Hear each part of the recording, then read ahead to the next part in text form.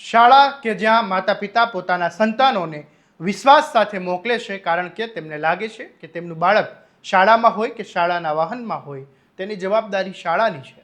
પરંતુ જો એ જ શાળા વાલીઓ પાસે લખાવી લે કે વાહનમાં કે શાળામાં કોઈ ઘટના બને તો તેની જવાબદારી અમારી નથી, તો પછી વાલીઓ પોતાના સંતાનને કોના ભરોસે શાળાએ મોકલે?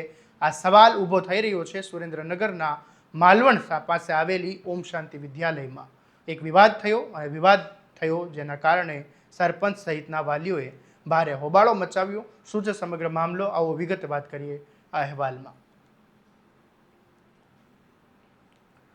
નમસ્કાર, હું છું આસિફ કાદરી અને સ્વમાન સાથે તમારું સ્વાગત છે. સુરેન્દ્રનગર જિલ્લાના માલવણ નજીક આવેલી ઓમ શાંતિ વિદ્યાલય ફરી એક વખત વિવાદમાં આવી છે.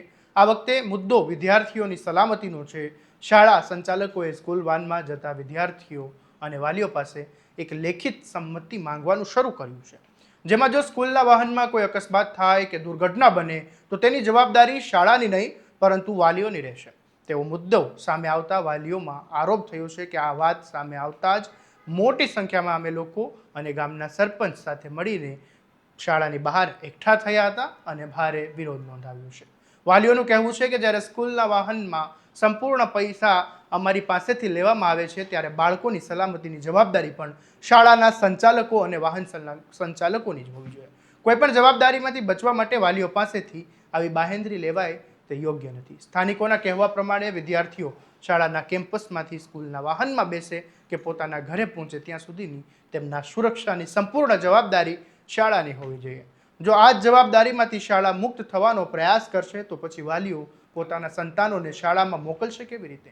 આ સમગ્ર વિવાદ વધુ ગંભીર એટલા માટે બન્યો છે કે થોડા સમય પહેલા આ જ શાળાના એક વિદ્યાર્થીઓનું સ્કૂલ બસમાંથી પટકાતા કરુણ મોત થયું હતું. તે ઘટનાએ સમગ્ર જિલ્લા સહિત ગુજરાતમાં ભારે ચર્ચા જગાવી હતી. આ ફરીથી વિદ્યાર્થીઓની સુરક્ષાને લઈને ઉઠેલા આ પ્રશ્નોએ વાલીઓમાં ચિંતા વધારી દીધી છે. ત્યારે આ મામલે ગામના સરપંચ મહેબૂબ ખાન મલેકે શું કહ્યું એ સાંભળી લો. ઓમ શાંતિ વિદ્યાલયે આજે અમે રજૂઆત કરવા માટે આવ્યા હતા. જે એમને લેટર મોકલેલ છે કે ભાઈ વાલીઓની સાઇન અંદર લેવાની, અને લેટરની અંદર એવો ઉલ્લેખ છે કે ભાઈ કોઈ જાતની જવાબદારી સ્કૂલની રહેતી નથી. તો એના વિશે અમે સાહેબ જોડે ચર્ચા કરવા માટે આવ્યા હતા. શું સાહેબ દ્વારા તમને શું કહેવામાં આવ્યું? સાહેબે સોમવારનો ટાઈમ આપ્યો છે કે દરેક વાલીઓની આપણે એક મિટિંગ રાખશી. સોમવારની મિટિંગ રાખવાનું ચર્ચા થઈ છે સાહેબ જોડે. હવે તો વાલીઓ પણ સવાલ કરી રહ્યા છે કે અગાઉ બનેલી દુઃખદ ઘટના બાદ સલામતીના નિયમો વધુ કડક બનાવવાની જગ્યાએ હવે શાળા પોતાની જવાબદારીમાંથી છટકવાનો પ્રયાસ કેમ કરી રહી છે? ત્યારે આ મામલે શાળાના આચાર્યએ શું કહ્યું એ પણ આપણે સાંભળી લઈએ. સરકારની પોલિસી અંતર્ગત શાળા પરિવહન અંતર્ગત જે પણ કચેરી દ્વારા સૂચના મળી કે વાલીને સંમતિપત્રક લઈ અને શાળા કક્ષાએ રાખવા, તો એ માટે વાલીને અમે સંમતિપત્રક અત્યારે આપ્યા છે. અને હજુ સોમવારે દરેક વાલીની મિટિંગ બોલાવી છે અને એમને એ બાબતે જાગૃત પણ કરશું અને એ બાબતે સૂચન પણ કરશું.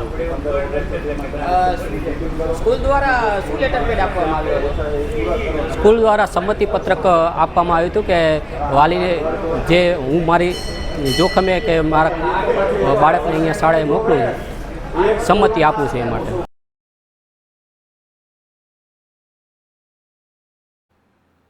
હાલ તો આ સમગ્ર મામલે વાલીઓએ શાળાના સંચાલકો સામે ઉગ્ર વિરોધ નોંધાવ્યો છે અને આ પ્રકારની બાહેંધરી પાછી ખેંચવાની માંગ કરી છે. બીજી તરફ સમગ્ર ઘટનાએ ખાનગી શાળાઓમાં ચાલતી વાહન વ્યવસ્થા અને વિદ્યાર્થીઓની સલામતીને લઈને પણ અનેક સવાલો ઊભા કર્યા છે. હવે જોવાનું એ રહેશે કે શાળા સંચાલકો આ મુદ્દે શું નિર્ણય લે છે, શિક્ષણ વિભાગ સમગ્ર મામલે શું કાર્યવાહી કરે છે, કારણ કે વાત એ માત્ર એક શાળાની નથી, વાત હજારો વિદ્યાર્થીઓની સુરક્ષાની અને વાલીઓના વિશ્વાસની છે. આ મામલે તમારું શું કહેવું છે અમને કોમેન્ટમાં જરૂરથી જણાવજો અને આવા દરેક અપડેટ માટે તમારા સ્વમાનને સ્વમાનથી સબસ્ક્રાઇબ કરી દેજો. નમસ્કાર.